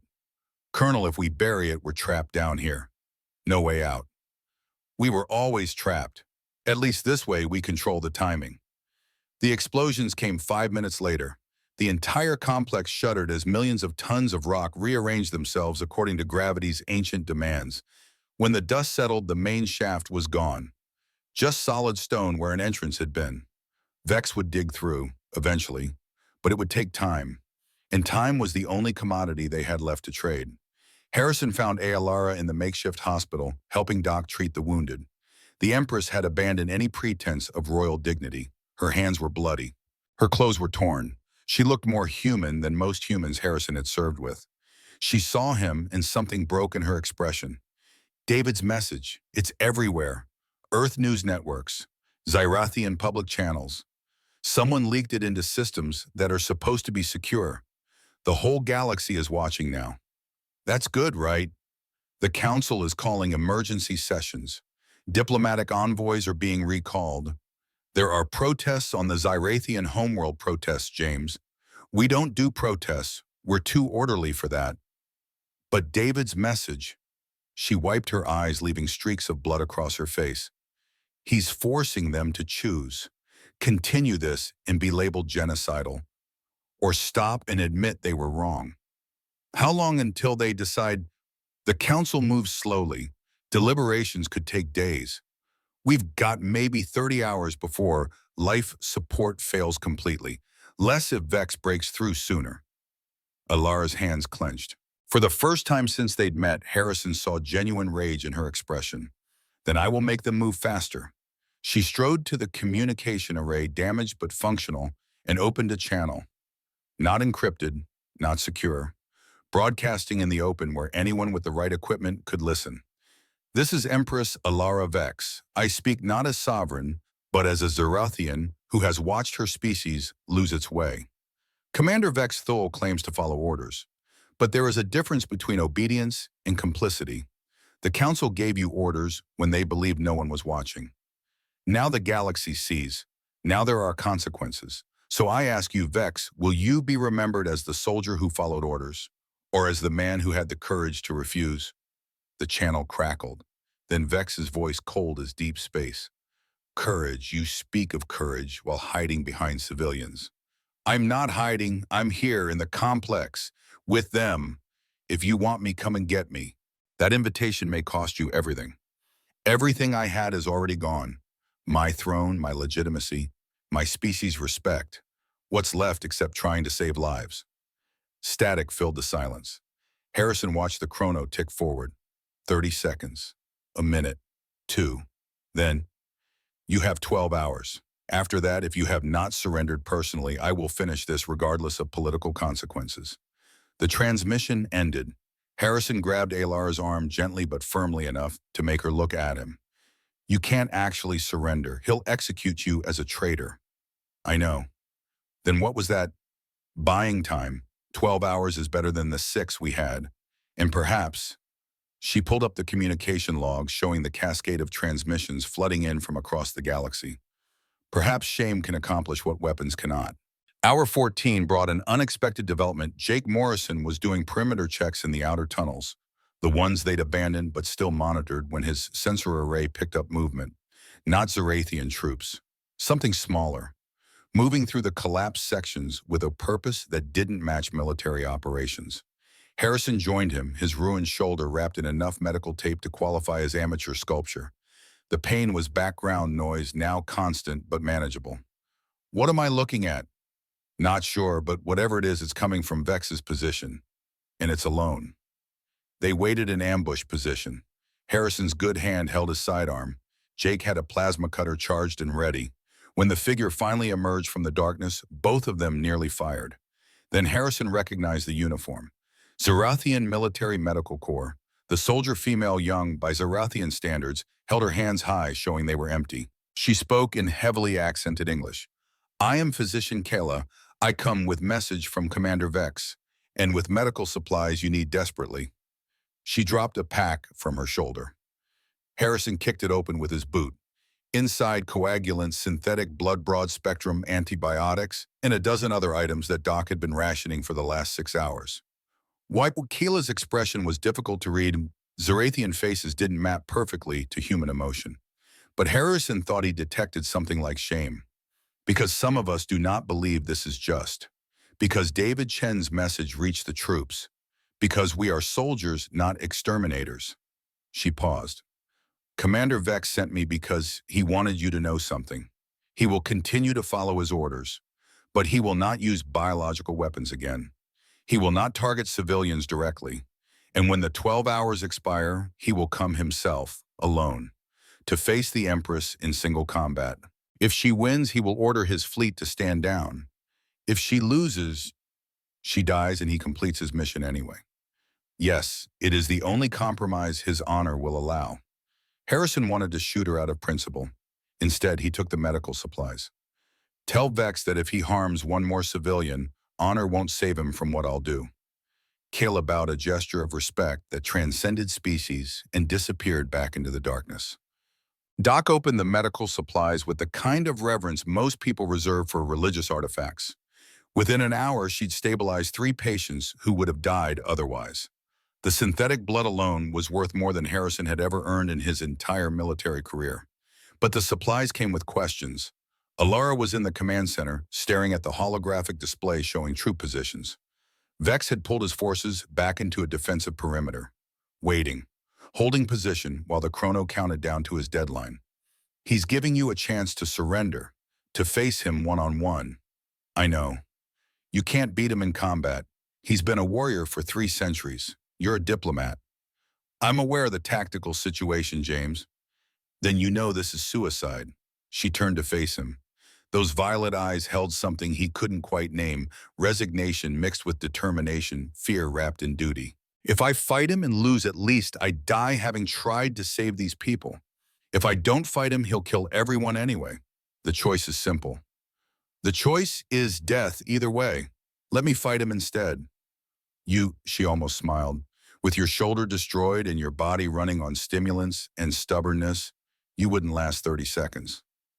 Probably not, but at least you'd still be alive. And what would I do with that life watch from safety while others die for my principles? David taught me something, James. He taught me that leadership means standing in front, not behind. If I'm asking these people to risk everything I have, to risk everything too. Harrison wanted to argue, wanted to find the words that would change her mind, but he'd spent 35 years in uniform. He recognized the look of someone who'd already made their decision and found peace with it. Then we make sure you've got the best chance possible. Wrench, the engineer, appeared from wherever he'd been lurking. You're going to hate this, but I need you to build me something in the next 8 hours. Something that gives the Empress a fighting chance against a warrior who's been training since before America was a country. Wrench's expression shifted from exhaustion to interest. I'm listening. The next 6 hours were a blur of preparation. Wrench worked with the kind of focused intensity that made Harrison understand why the man had been invaluable during the Kepler War. He couldn't build power armor, didn't have the materials or the time, but he could build something else, an equalizer. Zyrathian combat doctrine relies on 3 things: superior strength, energy shields, and regeneration. We can't match the first, but we can level the playing field on the other 2. He showed them his design. A harness that would fit under Alara's clothing, studded with devices that looked like they'd been cobbled together from mining equipment and prayer. Pulse generators, they won't bring down his shields, but they'll force him to divert power to maintain them. Make him work for it. And these, he indicated small cylinders attached at intervals. Adrenaline boosters, not the medical kind, the combat kind. They'll push your reaction time and strength beyond normal limits for about 5 minutes. After that, you'll crash hard, but 5 minutes might be enough. Alara examined the harness with something approaching hope. This could work. It'll probably kill you. The adrenaline cocktail isn't designed for Zyrathian physiology. I'm guessing based on medical data I found in your ship's database. Could stop your heart, could cause a stroke, could give me a chance. That's more than I had an hour ago. While Wrench worked on the harness, Evelyn appeared limping, bandaged, but alive. She'd made it back to the complex through maintenance tunnels that Harrison hadn't known existed. Heard you're planning something stupid. When do I plan anything else? Fair point. She produced a data chip. Found this in my father's personal effects. Combat techniques. He spent 40 years studying Zyrathian martial arts. Recorded everything he learned. Figured the Empress might want to see it. Alara took the chip with trembling hands. Disappeared into a private chamber for 2 hours. When she emerged, she moved differently, more centered, more focused. Chen had given her one final lesson from beyond death. Harrison found her stretching in a side chamber, practicing movements that looked like a cross between human boxing and something much older. How do you feel? Terrified, determined, honored that David thought enough of me to prepare this. She completed a strike sequence, her movements fluid despite obvious exhaustion. He knew this was coming, knew I would face Vex eventually, and he wanted me ready. Are you? No, but I'll fight anyway. Hour 23 arrived with the kind of inevitability that made Harrison think about fate and whether fighting against it was brave or just stupid. The deadline was 1 hour away. Vex had sent 3 more messages, each one shorter than the last, counting down to the moment when patience became action. The central cavern had been cleared. 200,000 people crammed into side chambers, barely breathing, waiting to see if their leader could save them through single combat, or if this was just elaborate theater before the massacre resumed. Harrison stood with Alara in the minutes before she walked out to meet Vex. His shoulder was a symphony of pain that Doc's medications could only partially silence. His good hand rested on his father's pistol, useless for the fight ahead, but comforting in its weight. If this goes wrong, it will go wrong. Vex is better trained, better equipped, and fighting for a cause he believes in absolutely. I'm fighting with borrowed techniques and equipment held together with hope. Then why do it? Because someone has to stand between power and the innocent. That's what leaders do. That's what David taught me. She looked at him with those eyes that had seen centuries. Promise me something. If I fall, don't let my death be meaningless. Make sure they know why I fought. Make sure the galaxy remembers there was another way. I promise. She touched his face, a gesture of intimacy that surprised them both. Thank you for believing, even when it was easier not to. Then she walked into the cavern. Vex was waiting. The Zerathian commander had come alone as promised. 7 feet of disciplined warrior, his armor gleaming with insignia that told the story of 100 battles. He carried no visible weapons, didn't need them.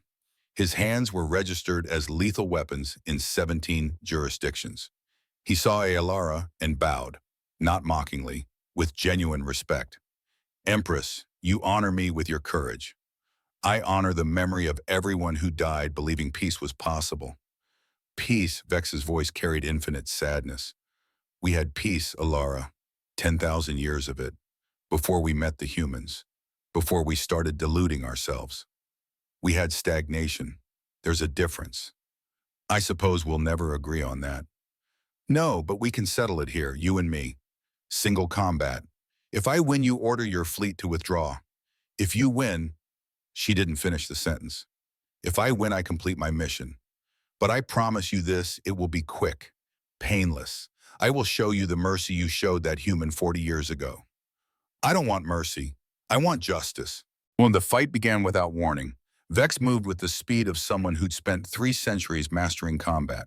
His first strike should have ended it, a palm thrust to the solar plexus that would have stopped Alara's heart. But she wasn't there. Chen's training, slip and counter, don't absorb force, redirect it. Her counterstrike caught Vex in the ribs. The pulse generators in her harness fired and his shields flickered. Just for a second, just long enough for her fist to connect with actual flesh. Vex staggered. Surprise showed in his eyes. Then he smiled. Good. I was afraid this would be disappointingly easy. The fight that followed was nothing like human combat. No Hollywood choreography, no dramatic pauses. Just 2 beings at the peak of their species' capabilities, each trying to kill the other with clinical efficiency. Alara was faster than she should have been, the adrenaline cocktail doing its work. But Vex was stronger, more experienced, and fighting with the confidence of someone who'd never lost. She landed 3 hits for every one of his, but his one hit did more damage. At 2 minutes, her left arm hung useless. Vex had struck the nerve cluster at her shoulder with surgical precision. At 3 minutes, she was bleeding from a dozen shallow cuts.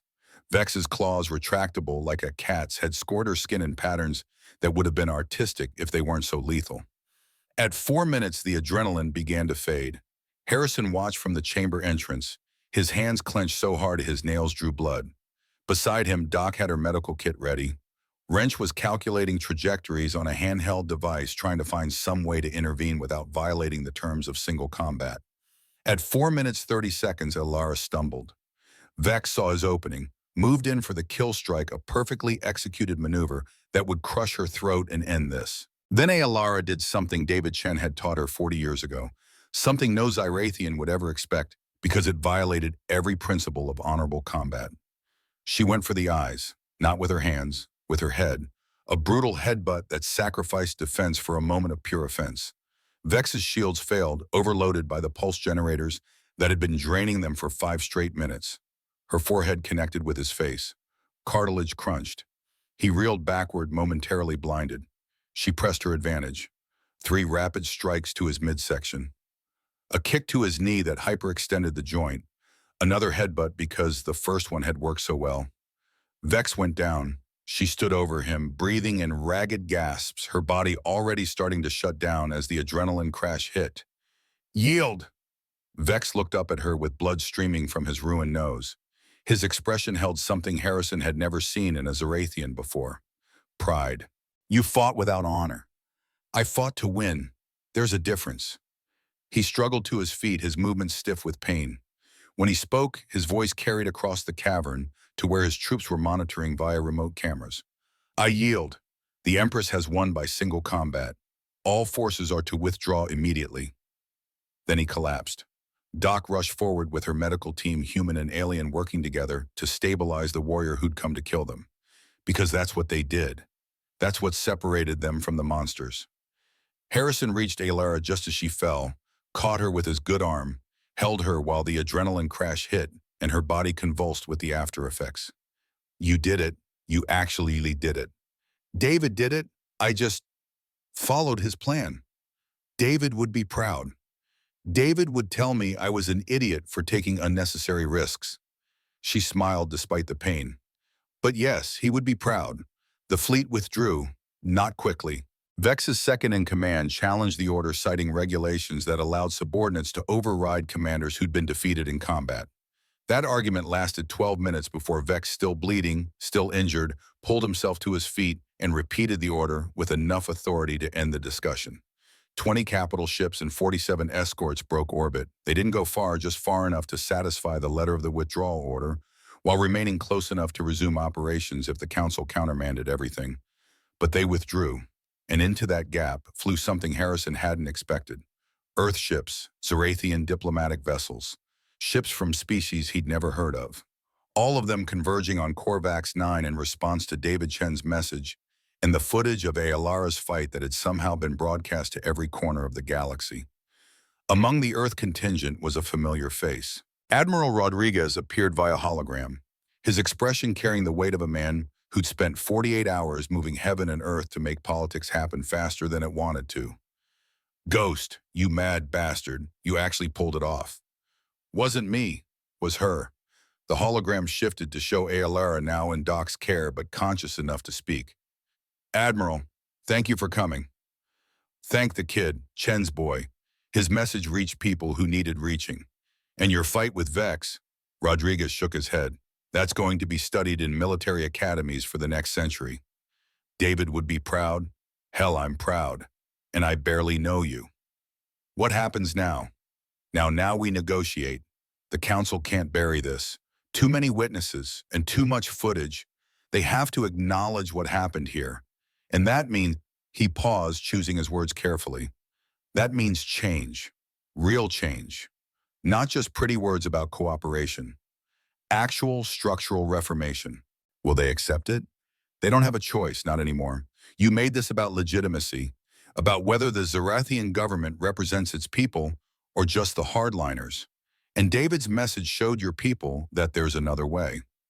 The hologram faded. Harrison helped Alara to her feet. Together they walked through the cavern where 200,000 people waited to learn if they still had a future. The cheering started slowly. One voice, then 10, then hundreds. By the time they reached the center, the sound was deafening, a wall of gratitude and relief and hope that made Harrison's chest tight. Jake Morrison was there, the young man who'd lost his way and found it again. He met Harrison's eyes and nodded, no words necessary. Wrench was supervising the repair teams already assessing structural damage. Doc was organizing medical care for the wounded. Evelyn was helping coordinate the arrival of relief supplies from the incoming ships. They'd done it, against impossible odds with a ragtag team of aging soldiers and a population of civilians, they'd held long enough for the galaxy to notice.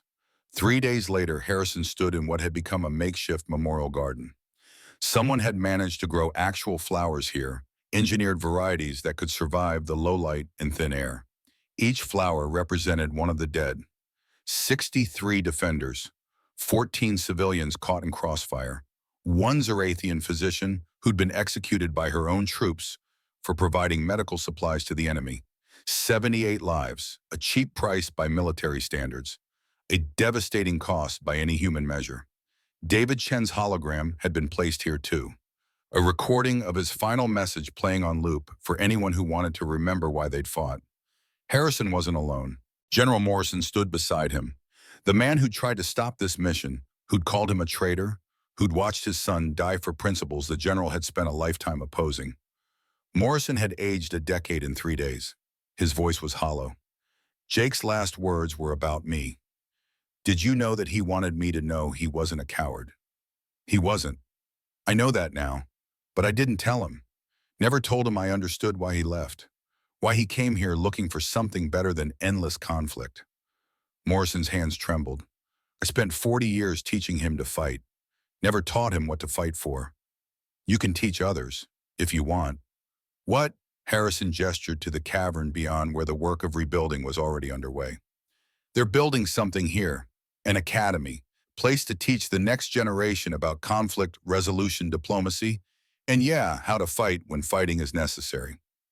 They need instructors, people who've made mistakes and learned from them. Morrison was quiet for a long time. I don't deserve that kind of second chance. None of us deserve second chances. We get them anyway. Question is what we do with them. 6 months after the battle, Harrison stood in a very different room. The United Nations Assembly Hall had been expanded to accommodate representatives from 47 Earth nations and 23 non-human civilizations. The architecture was a compromise between human and alien aesthetics, high ceilings that accommodated species of varying sizes, translation equipment that handled everything from subsonic whale song to ultrasonic bat speech. Alara stood at the central podium, no longer just an empress, but co-chair of the newly formed Interstellar Alliance. She wore formal robes that blended Zarathian tradition with human diplomatic styling. Her voice carried across the chamber with the confidence of someone who'd earned her authority through blood and sacrifice. 1 year ago, Corvax 9 was an experiment, a question about whether different species could coexist. Today it is proof, not perfect proof. We lost 78 lives defending that proof, but proof nonetheless. She paused, letting her words settle. The Harrison Chen Academy opens next month. It will train 10,000 students in its first year. Humans and Zarathians, yes, but also Velans, Chromath, Zephyr, and a dozen other species. They will learn conflict resolution, cultural exchange, and when necessary, how to defend peace without becoming what they fight against. The assembly listened, some with genuine interest, some with skepticism that would take years to erode, but they listened. My species has spent 10,000 years believing we were superior, that our culture, our technology, our way of life was the pinnacle of civilization. We were wrong. Superiority is not measured in years or technology. It is measured in compassion, in willingness to change, in the courage to admit mistakes. She looked directly at Harrison, who sat in the guest section wearing his dress uniform for the first time in a decade. A very wise human once told me that courage is not the absence of fear. It is action despite fear. David Chen taught me that. Colonel Harrison demonstrated it, and now we must all learn it, because the galaxy is vast and filled with challenges. We can face them divided as species competing for resources and influence, or we can face them together. The vote came 3 hours later. 45 nations in favor, 2 abstaining, none opposed. The Interstellar Alliance was official. 10 years later, Harrison's hair had gone completely white and his shoulder had never properly healed despite 3 surgeries. He walked with a cane now, not because he needed it for balance, but because standing for too long made the old injuries scream. He stood in the observation deck of Chen's Haven. The name had stuck, though the population had grown from 200,000 to 2 million. Below the surface had been transformed. Dome cities dotted the landscape. Terraforming equipment was slowly, patiently teaching the atmosphere to be thicker, the soil to be richer. Beside him stood Elara. She'd barely aged 10 years, was nothing to a species that measured lifespans in centuries. But her eyes held experiences that aged souls more than bodies. We received another request from Andromeda Galaxy. Andromeda, that's 2.5 million light years. Yes, apparently David's message reached farther than we knew. Someone out there is facing the same questions we did. They want to know if cooperation is possible. What did you tell them? That we'd need to send a delegation, someone who understands both the theory and practice of building bridges between species. She looked at him. Someone who's done it before. Harrison was 69 years old. His body was held together by medical technology and stubbornness. Every morning was a negotiation between will and limitation. When do we leave? You would go at your age. Age is just time passing. What matters is what you do with it. He smiled. Besides, you'll need someone who knows how to fight the old way, just in case diplomacy doesn't work. It will be a 6-month journey. Then I better pack light. They stood together in silence, watching the sunset paint the horizon in shades that Earth would never produce. Two people from different worlds who'd learned that difference didn't mean division. Below in the academy that bore his name, and David Chen's 10,000 students were learning the same lesson. Some would become diplomats, some soldiers, some teachers. But all of them would carry forward the idea that peace was possible, difficult, expensive, requiring constant work, but possible. Harrison's comm chimed. It was Evelyn, now a full admiral, commanding the Third Fleet. Her hologram showed a woman in her 40s who'd inherited her father's eyes and her mother's determination. Colonel, heard you're planning another suicide mission. Suicide mission implies low probability of success. I prefer challenging diplomatic opportunity. Dad would tell you you're crazy. Your dad was crazy. That's why we were friends. Evelyn laughed, the sound carrying grief and pride in equal measure. Bring her back safe, and yourself. Some of us still need the old stories. The old stories are ending, Evelyn. Time for new ones. The departure was scheduled for dawn. Not Earth dawn. Chen's Haven had its own rhythms now, but the metaphor held. Harrison packed light, a few changes of clothes. His father's pistol, ceremonial, now useless in modern combat, but heavy with meaning. A photograph of David Chen, young and smiling, standing beside someone who'd once believed he understood the limits of possible. Doc found him in his quarters. She was 62 now, her hands steady despite arthritis that made surgery difficult. She trained 50 physicians who could do what she did, but she still checked on her patients personally. You're cleared for travel. Medically speaking, you're a disaster, but you're a functional disaster. High praise. James. She used his first name, which she only did when being serious. You don't have to keep doing this. You've earned retirement 12 times over. I know, but people need help, and I'm not dead yet. Not dead yet is a terrible health metric. It's the only one I've got. She handed him a medical kit, compact, efficient, containing treatments for 100 different ailments. Then at least try to stay that way. The ship that would take them to Andromeda was a marvel of combined technology, human engineering, Zyrathian power systems, drive technology from 3 other species. It represented everything the Alliance had built in 10 years, cooperation made functional. A crowd gathered for the departure. Not the massive assemblies of protocol and pageantry, just the people who'd been there, who'd fought or bled or believed when believing seemed stupid. Wrench was there now, chief engineer for the entire Chen's Haven system. Marcus Rodriguez had become Professor Rodriguez to thousands of students who learned that the best solutions came from understanding how things actually worked rather than how they were supposed to work. Jake Morrison's widow was there. He'd lived 5 more years after the battle, long enough to marry, to have a daughter, to teach peace to a generation that desperately needed it. His daughter, now 15, looked at Harrison with eyes that held questions about a father she barely remembered. Did he really stand up to an entire army? He stood up for what mattered. The army was just in the way. Vex Thul was there too. The old warrior had spent 10 years teaching at the academy, his lessons on combat ethics becoming legendary. He'd aged visibly, even Zyrathians showed time's passage eventually. He and Aelara exchanged bows. Fight well, Empress. I don't intend to fight. Then fight anyway. The galaxy has teeth. The boarding ramp was cool under Harrison's feet. The ship's interior smelled of recycled air and possibility. He found his quarters small, efficient, comfortable. A viewport showed the stars. Alara appeared in his doorway. Ready? As ready as I'll ever be. Thank you for coming, for believing, for... She struggled with the words. For teaching me that age is not a barrier to courage. Age is just experience compounded. The question is whether you learn from it. The ship's engines hummed to life. That particular sound that meant humanity and its allies had bent physics to their will one more time. Through the viewport, Harrison watched Chen's haven shrink from a world to a marble, to a star, to nothing.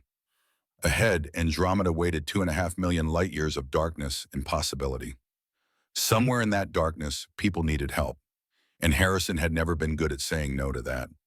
The ship accelerated quantum drives, carving a path through space-time that would have been impossible 15 years ago. The stars stretched into lines, then into a tunnel of light that made physics weep.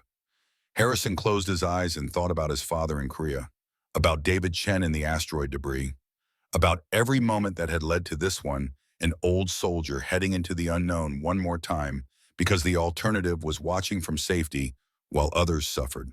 He was 69 years old. His body was broken. His best years were decades behind him, but he was still standing, still fighting, still believing that one person could make a difference. And maybe, just maybe, that was enough. 50 years later, in the Harrison Chen Academy's Hall of Memory, a new hologram was installed beside David Chen's final message. It showed an old man with white hair and a ruined shoulder standing before a crowd of aliens whose species humanity was just beginning to meet. Colonel James Harrison, aged 83, speaking his final recorded words before embarking on what would be his last mission. People ask me why I keep going, why I don't retire and let younger people handle the hard work. And the answer is simple. Every generation has to learn the same lesson. That peace is possible, that cooperation works, that the differences between species matter less than the similarities. But learning it once isn't enough. You have to keep learning, keep demonstrating, keep believing even when belief seems naive. I'm old now, too old probably. My body doesn't work right anymore. I can't fight like I used to, can't run, can barely walk some days. But I can still stand, and sometimes standing is enough, standing for what matters, standing beside people who need someone to stand with them, standing until the next generation is ready to take over. That's what David Chen taught me. That's what Alara showed me. That's what all of you need to remember. Stand, even when it's hard, especially when it's hard, because the galaxy is vast and full of challenges, and we can face them alone, divided by species and culture and 1,000 other differences, or we can face them together. I know which one I choose. I hope you do too. The hologram ended. Beneath it, a plaque, Colonel James Ghost Harrison, 2010-2093, he stood. And in the Academy's main lecture hall, 5,000 students from 70 different species learned about courage and compassion and the idea that one person could change the galaxy. Because James Harrison proved it, and David Chen believed it, and Alara demonstrated it, and now it was their turn. The legacy continued. The story wasn't over, it was just beginning.